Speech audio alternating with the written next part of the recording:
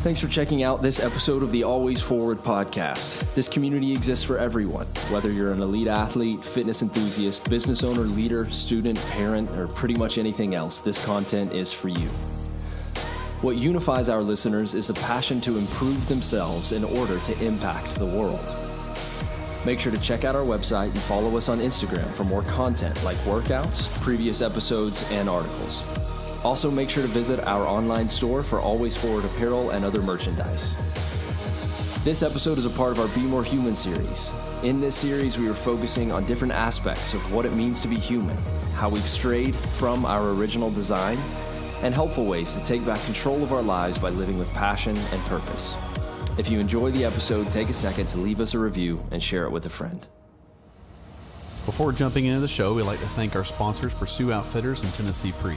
Check out Pursue Outfitters apparel at pursueoutfitters.com. Check out Tennessee Pre. Unstack your stack with Tennessee Pre. Your focus and energy will be incredible. All right, back at it. Be More Human series, episode 1. Season 2. Season 2 of the Always Forward podcast. It's been a hot second, but back into it. So purposes today is really just to kind of set up the vision for the Be More Human series. So we have a handful of really solid guests that are going to come onto the show, mostly within the CrossFit space, some just kind of in the functional fitness, health space, as well as some outside of that, just to kind of bring unique perspectives on kind of the different aspects of being human. But ultimately, the vision for this is to really dig into some ways we were particularly designed to be human, and then how we've kind of strayed from that and ways to get back to it. So yeah, just for us today, just kind of have a general introductory conversation of what does this mean? Like when we say be more human, what do we actually mean? I have, some folks at the gym that are like, what does that mean? I have a 10-year-old niece that's really confused. Like, what do you mean? How can I be more human? And so, interesting questions, obviously, and they're fair questions. And so just to provide our insight on kind of what we mean by that. So I figured you could kind of guide us through that conversation. Perfect. We'll just go from there. Yeah, we'll just we'll start at the top and work down. Cool. So when you say human, what do you mean? And not the song, Are We Humans or Are We Dancers? I don't even know what that song is. But who's that by? Oh. Sometimes our age difference shows. Most of the time you can't tell, though. Most of the time you're very you young. You got a very young spirit, Phil. So, I don't know what that song is, though. But we're humans. You want to sing a bit of it? No, not today. Yeah, okay. So by human, we really mean outside of flesh and bone, outside of the like natural instinctual living of survival and like what it takes to just operate as a living, breathing organism, the uniqueness of our humanity, like what separates us from the rest of creation that is alive, that lives and breathes as well. And so when we really talk about being human, it's just this like outside of our 5 senses, what else is there that makes us unique? What else is there that provides us the opportunity to do what no other kind of living organism can do, which is more than just survive. We can do more than just eat and sleep and reproduce. Like survival is a low standard, and it's also not very challenging in society anymore. And so really in our efforts to be more human, it's really looking at what we were intended to be from a primal perspective, like upon coming into the world, how we operated, and getting back to that while at the same time evaluating like the reality that human beings are unique in their ability to impress change upon their environment. Does that make sense? Like we can evolve and elevate the world around us, because like the thing that separates us is often like, it's often referred to as just like your prefrontal cortex. Like literally ours is just bigger. And so, but we have the opportunity as human beings for higher reasoning. And so that is most people's theory of like, well, that's really the only difference between us and animals, which, I mean, sure, it is unique and it does provide us that like sense of higher cognitive reasoning, but I think that there's something more to it. I think there's something very unique that makes us humans, and I think we've lost it in the way that we live our lives today, like in our society and our cultures. I think we've become a little less human. We've become a little less unique. We've become a little less impactful. We've become more just a part of our systems and a part of our cultures and a part of our societies, without really giving back to them or changing them places where they need to be changed. So it's like, I like what you said. It's we change our environments that we come into. It's like walking into a room. Are you just a piece of art that's hanging on the wall, or are you making a difference inside the whole room? Are you coloring outside the lines? Yeah, for sure. It's like it's that concept of like, as an individual, are you just like taking up space in the world, or are you doing something? And I think that's really what I mean when we press into this concept of like, there's something unique to your humanity. Like, you were created, and like, we obviously have very clear convictions on who we believe created us and why we were created. And I know that that's differing for different people, but we know that we were created for particular and specific impact, but also with particular and specific uniqueness to each one of us. And so like, it's the leaning into that concept and that mentality that you are in so many ways exactly like everyone else in the world, and at the same time, in very powerful ways, nothing like everyone else in the world. And so there is that unity and uniqueness, I think, that makes us human. Agreed. For sure. Agreed. Well, that's kind of a perfect segue to put this quote Nice. that I was talking to Jameson about. It's a quote by Mr. Rogers, Mr. Fred Rogers, if you don't know who he is. Great. Big sweater guy. Big sweater guy. Yeah. As human beings, our job in life is to help people realize how rare and valuable each one of us really is. That each of us has something that no one else has or ever will have. Something inside that is unique to all time. And it's just like what you said. It's like, we're all the same, but we are all so uniquely different. And a big testament to me was, my children. Yeah. And like, knowing from birth how different they are. They're all the same, right? They all have the same DNA from me and my wife, but they are so vastly different. And it's like, it's an amazing thing. Yeah. And I imagine that they bring a sense of like unique impact even to your life as well. Exactly. And so, when we talk about being human, one of the things I want to focus a lot on, it's really, I guess, two-part. Like, part one is kind of that like primality of humanity, like the ways in which we've gone soft, not necessarily in terms of like just comfortable living or modern day living, but in ways of how we strayed away from purpose-based living in a sense. And so like really getting back to like the primal nature of our humanity in a lot of ways, and like how do we live into our humanity in kind of a lousy modern world that we live in now, that really does allow us just to kind of like flow in and out without ever really making an impact. So that's part one. And then I think the second part, which is even the more important part, is this idea of to be human is to humanize everyone else. And so it's very timely for where the entire world is at right now. In that, in my opinion, and in watching things unfold, the most inhumane thing you can do is dehumanize another person or another group of people. And so we're facing that clearly with a spotlight on racism right now. And so just because of the events of George Floyd's murder, and then things that have unfolded continually since then. So like the nation has shined a spotlight on that. But we also deal with it even with like the dehumanizing factors of coronavirus at the moment.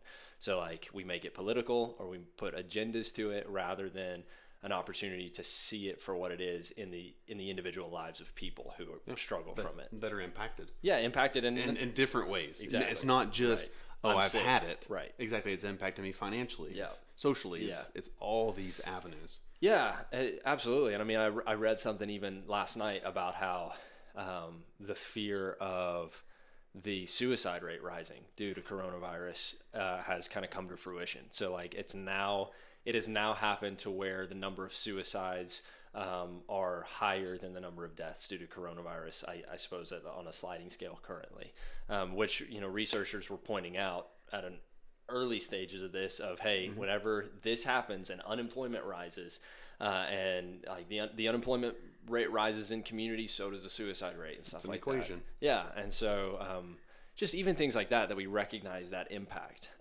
And so to be human, I think, means to be able to genuinely step into those environments or step back and take a look at those circumstances, those situations, and start looking at it by humanizing the people that are a part of it. I think that connected to like so much of our greatest failures of humanity is the ability to dehumanize a person or a demographic, a group of people.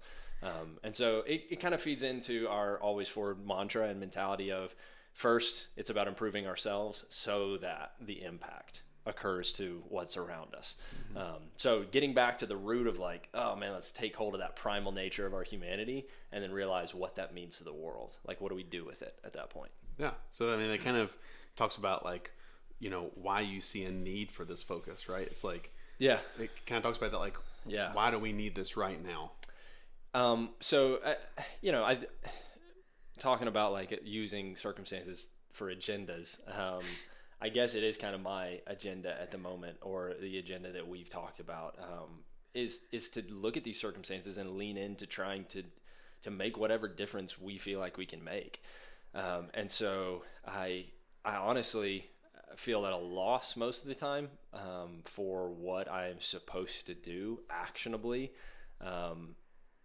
to make an impact in what my eyes have been open to. So like the world, it needs help, you know, and like racism is wrong. We're not going to waste time arguing about that. Like dehumanizing people is wrong. Like so much is wrong with what's going on. And so really when we started having these conversations again, about spinning the podcast back up, it's like, hey, let's just have conversations about how do we address that? How do we talk a little bit more about like what it means to stand for something, to believe in something, and to stand against something.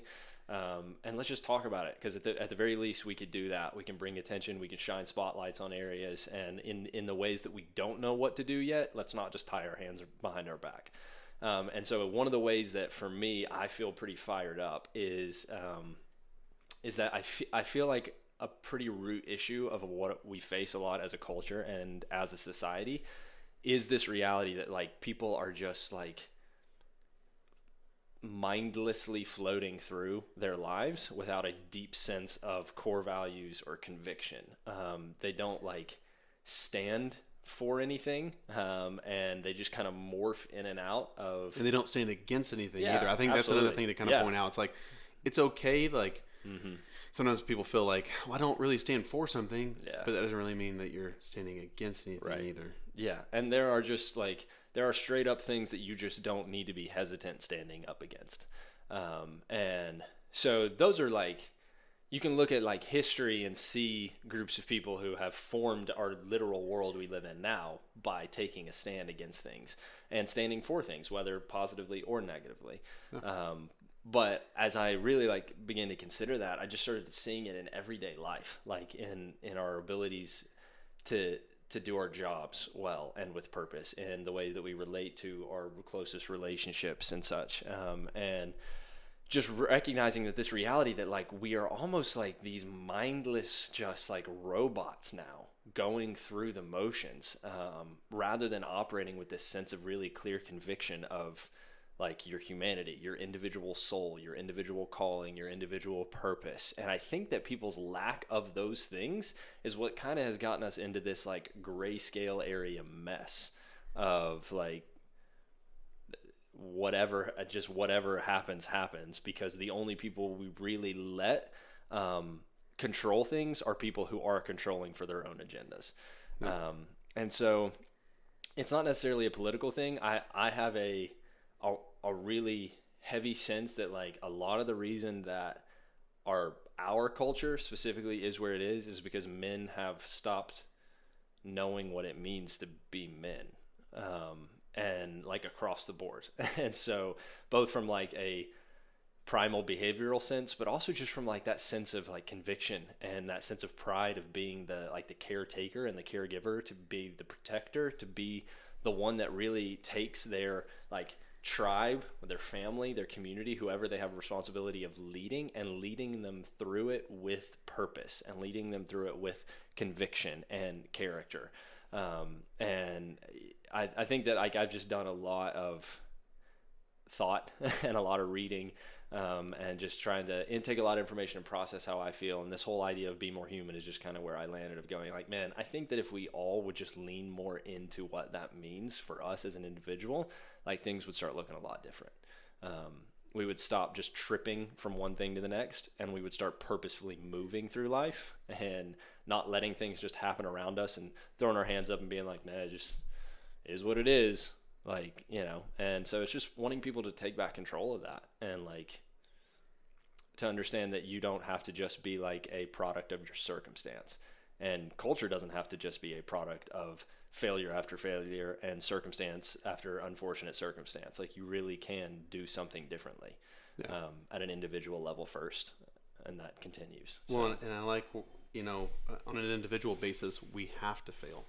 Yeah. And I think that's another thing that kind of becomes in this being more human, is understanding failure is a good thing. Yeah. Like when you're running down a hill, right, and you're tripping, you run so that you don't fall, right? But what do you do when you get to the end, right? It becomes flat. How do you get back up the hill, right? It's like learning.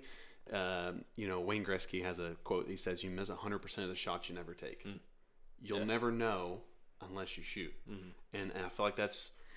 I had no idea that was Wayne Gretzky. Yeah, it's Wayne Gretzky. I probably just attributed that to probably Michael Jordan, just to be honest with you. Yeah, Wayne Gretzky. But it's an awesome quote, right? Yeah, it is. It's I believe in society we're taught that failure is a bad thing.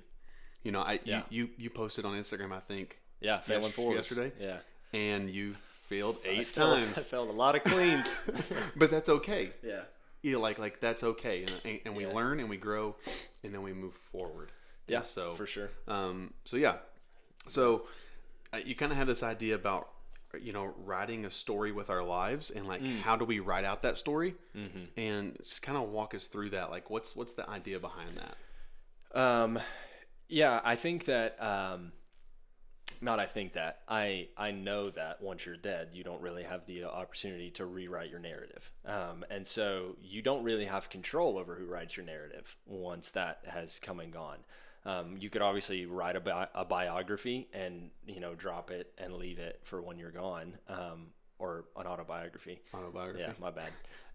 And leave it. But even at that point, it's going to be up to people's own impressions, or perspectives on what you say and what you communicate. And so, I want to live with this like sense of urgency and this sense of like fervence that makes it really clear what my story was.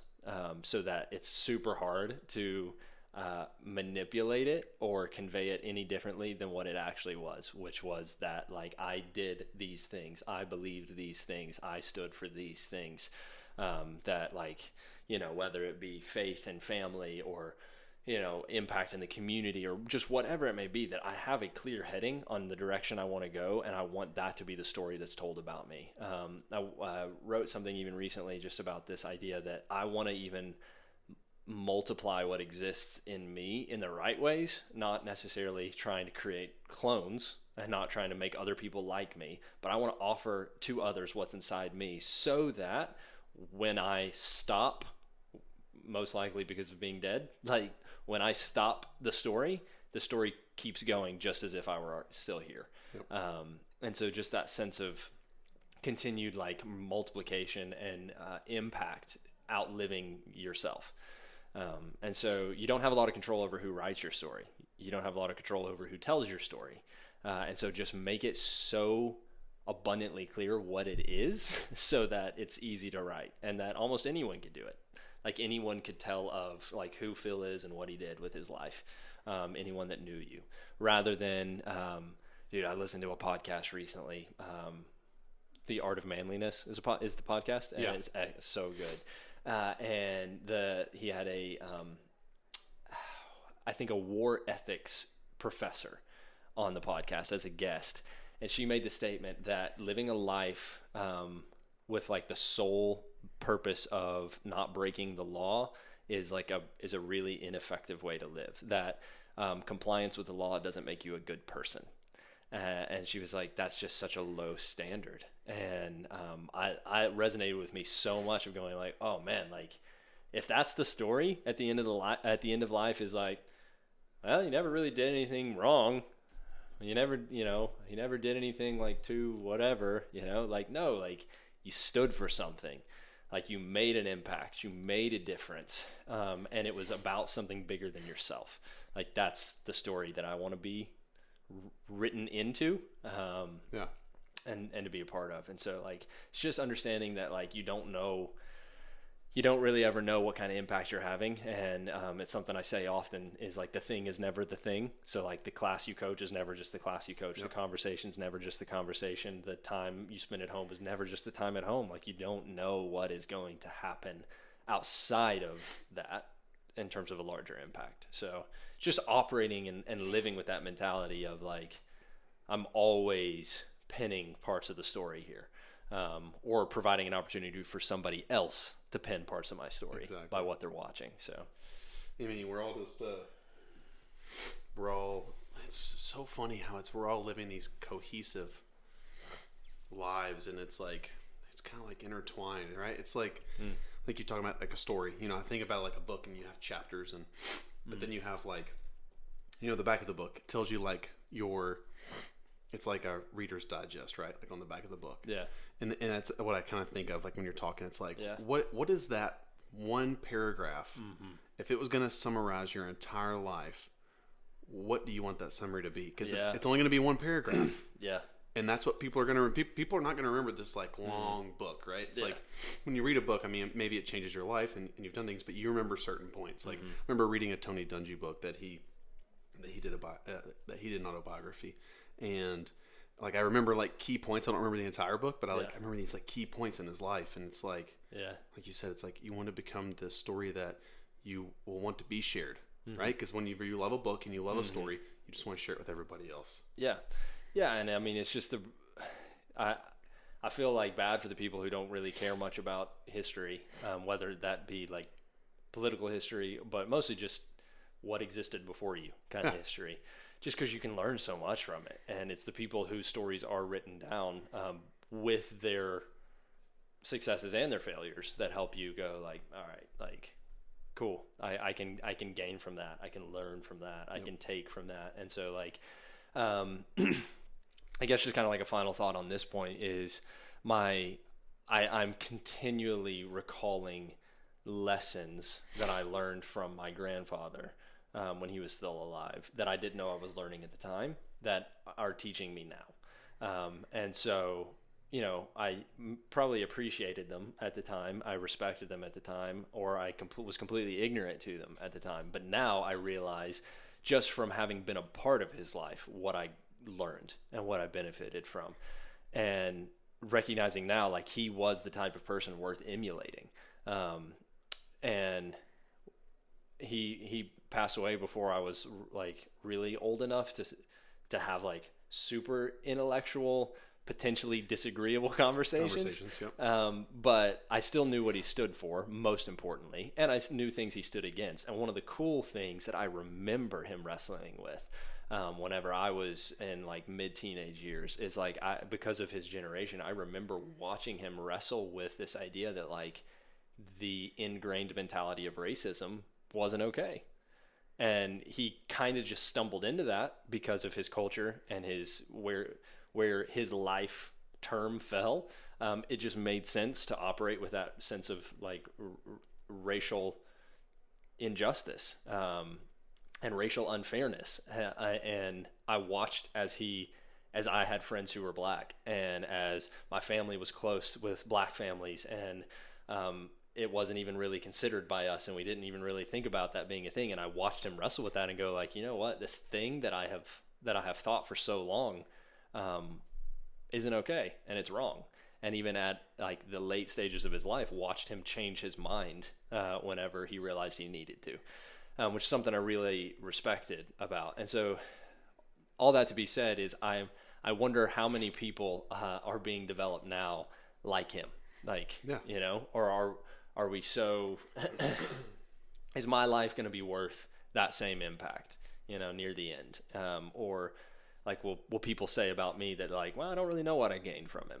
Like, I don't really know what I learned from him. And so just kind of operating with that deep sense of like respect the impact that you're able to make. Because that's really the point of why you're here, right? You're not just here to consume. You're here to create at the same time. So, yeah, I think that's the idea behind that. Love it. I love it. That's you're never too late or you're never too old to change your decision. Yeah. And to change your mind. And I think right now, people are having a hard time understanding that you can change your mind and it's okay.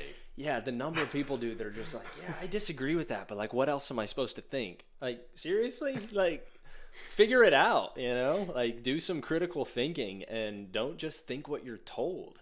And don't think the culturally popular thing, you know, and that I've just seen that across the board in so many conversations. I'd like to do something different, but I just don't know what that is. Like, well, it's not gonna do you any good just to keep like doing the same thing over and over again. Like, nothing will come from that. So yeah, I agree. It's not too late, and in fact, it's even worth celebrating and respecting even more for you to have to dig so deep to turn the other way. Exactly. So yeah, exactly. That's it's a great segue now into like, what is humanizing? Like, what is, you know, the idea of humanization of others? How, like, kind of like walk us through that for a second. Kind of like, what is that, and then how does that play a role? And like, what role does that play in being more human? Yeah, for me, I have realized that I operate very like narcissistically, even on accident. That I realize that my interactions with people on a consistent basis, whether that be virtually, like especially right now, virtually, or in person, face-to-face contact, that if I'm honest, I will give more effort, energy, and time to people who can in return elevate my, you know, station more. And so it is literally placing more value on a human being who can give me more than it is another human being who maybe can't offer much. Which even that statement in of itself is dehumanizing, as if you have more or less to offer because of what you can status. Yeah. And so it's just living like outside of that mentality and really going to war with that thought process that like people have different values placed on them. And it's just not true. Like, when anybody looks you in the eye, you're looking into the soul of another human being. So one of the books that I was reading, and I had a lot of people like afraid that I was changing my faith because I was reading the Gita, which is like Hindu scripture. Yeah. And that's another topic for another day. I'm not. I just like to learn. So there's a portion in that talks about a huge portion of what it means to really be an individual, to be a person, is the value at which you see others. And it uses the phrase that you begin to see and feel, because it's a wartime book, and you begin to see and feel the arrows that other people take as arrows that you take. So like, when you're hit, I'm hit. So it's the biblical concept even of you weep with those who weep and you rejoice with those who rejoice. And for me, I've just recognized, I think at a cultural level, that we're willing to weep with those who weep and rejoice with those who rejoice. We feel for those who feel. We're empathetic to certain people we decide are worth it. Yeah. And that's just like at its core, like deeply wrong and deeply inhumane. And it's a natural thing, right? Like, it is. Yeah. It's like we've been programmed. Yep. This way, like fed and funneled, and it's frustrating. And I mean to that perspective, I, outside of even just this issue of humanization, we have been fed and we have been funneled and we have been whatever by culture and society and whatever influences, to where to be human is to unplug from the freaking matrix and like live purposefully again. Believe what you believe, not what you're told to believe. Do what you know is right, not what culturally makes sense. And so I don't remember, like, is it in the Matrix? It's an old movie now. Oh. But like the blue pill or the red pill or whatever, it's like take one and just become a part of the system, take the other and go against it.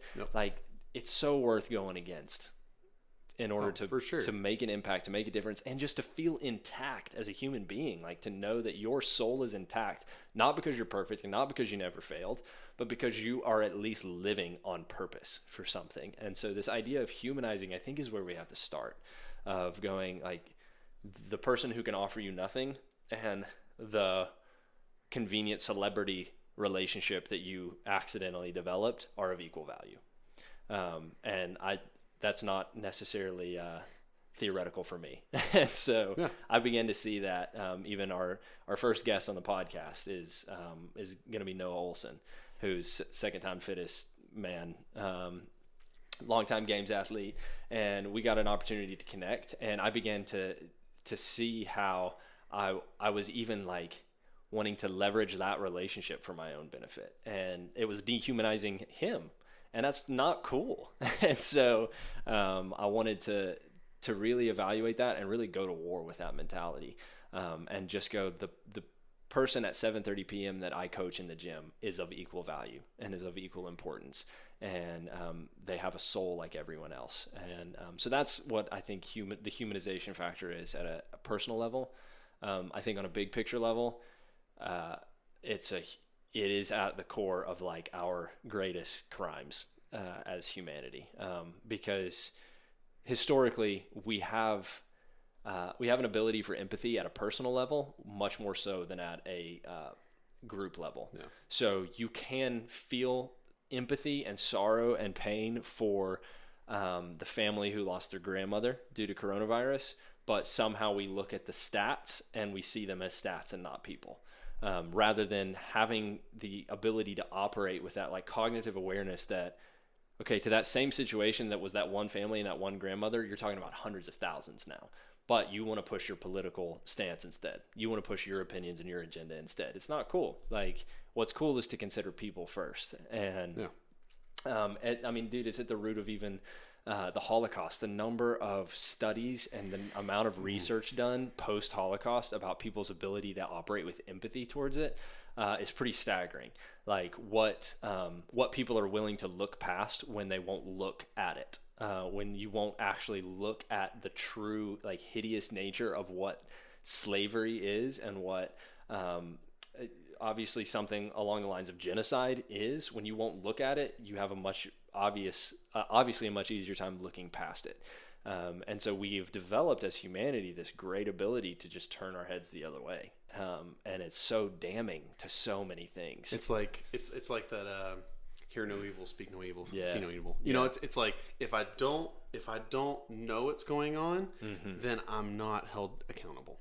Yeah. Does that kind of like make sense? Yeah, which is a load of crap. Like, you're held accountable because you're alive. And you can do something. Now, we are held accountable to a certain standard of what we understand. Sure. But it's like you can't just walk through life, you know, with your eyes closed. Yeah, you don't want to get to the end of life and it just be said about you that, like, well, you never really stirred anything up.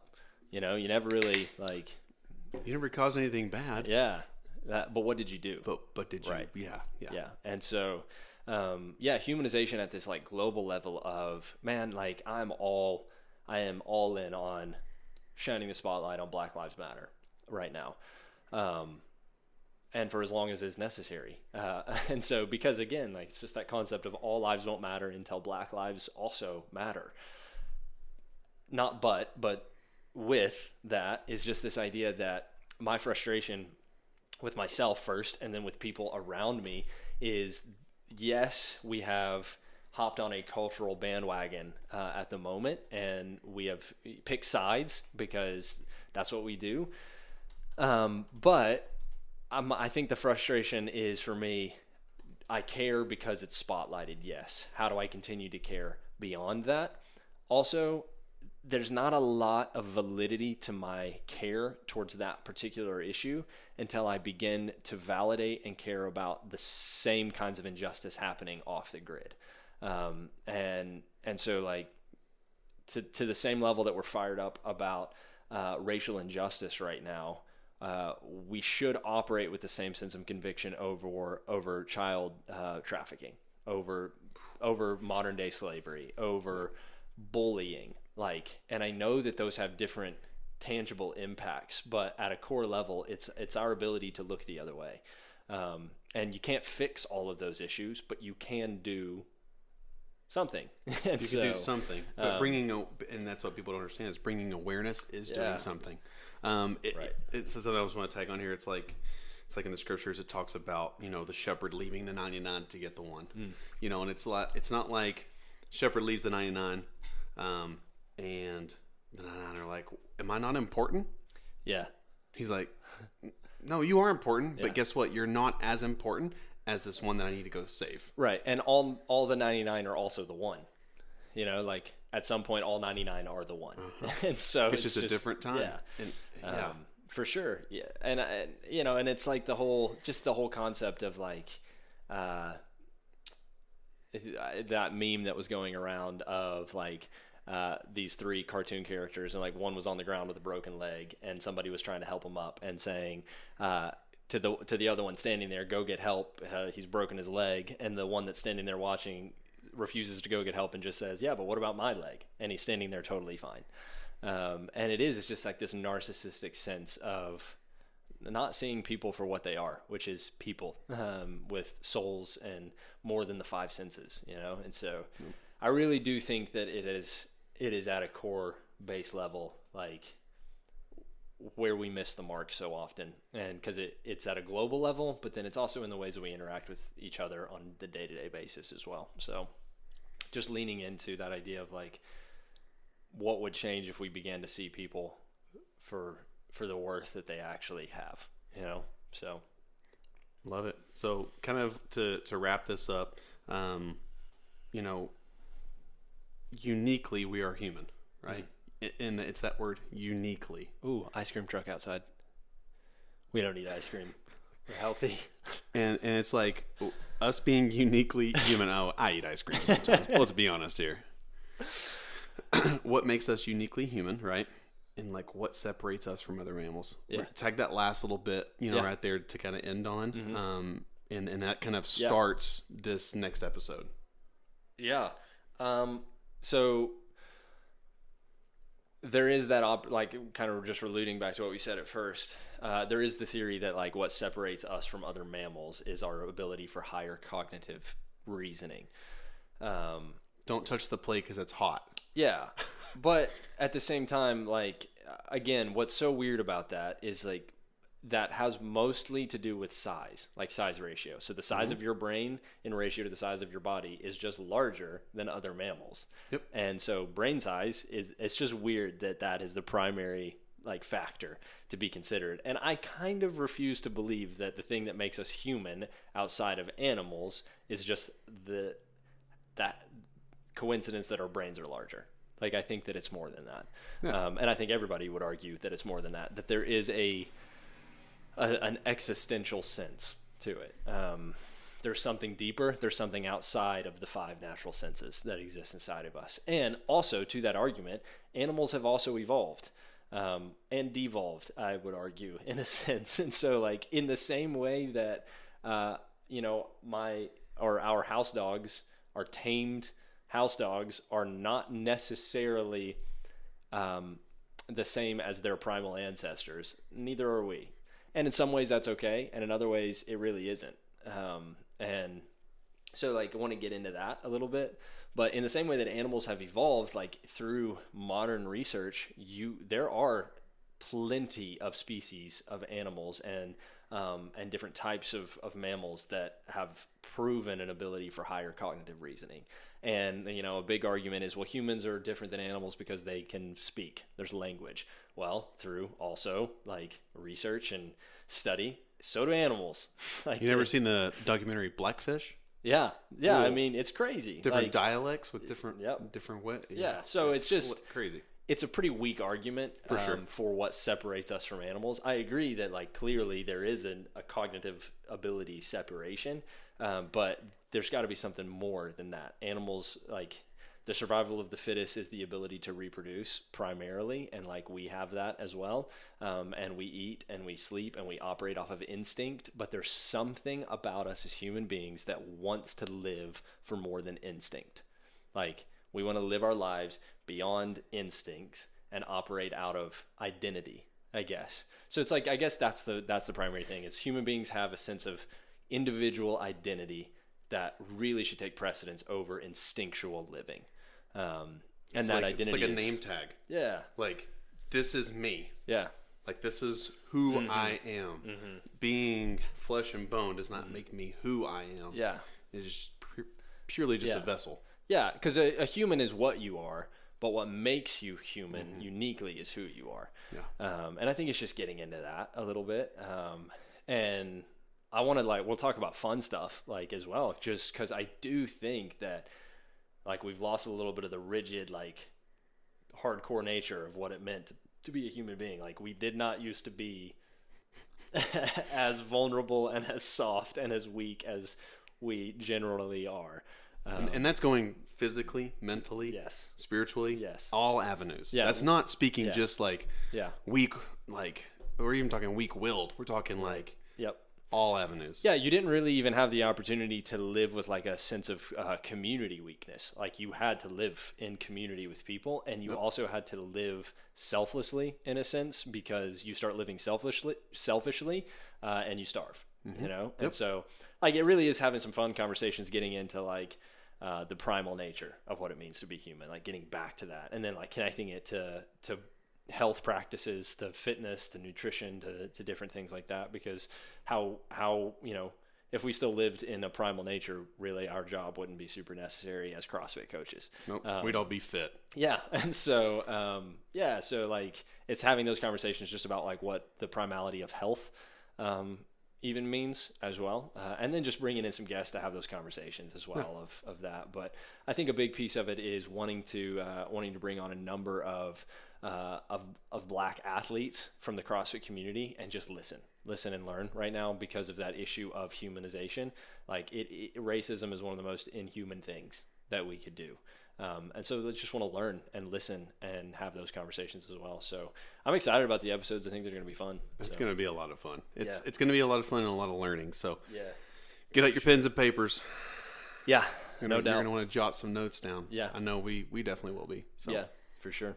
Yeah, so I think that we don't know what order we're going to do all these in yet, just because we don't know as guests come on and off. But you and I will have a number of the conversations, and then we'll get to have some virtual conversations with some different folks as well.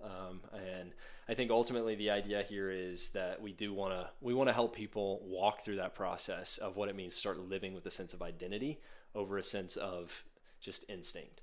We want people to take the pill that goes against the grain. Yeah. We want people to unplug and start living like it matters again. And one of the most frustrating things for me is just watching people sell out, or not stand for anything, or just to not even really know what they think or they believe over things that really, really matter. And so just this idea of can we walk people through this process of knowing what it means to be individually them, to have that name tag that's specific to them, like you said, and to know what it means to not be bought and to not be tamed as a human being. So I think it's gonna be fun. Love it. Well, thanks everybody for listening today. Yeah. We'll be back soon. Back soon. See you guys.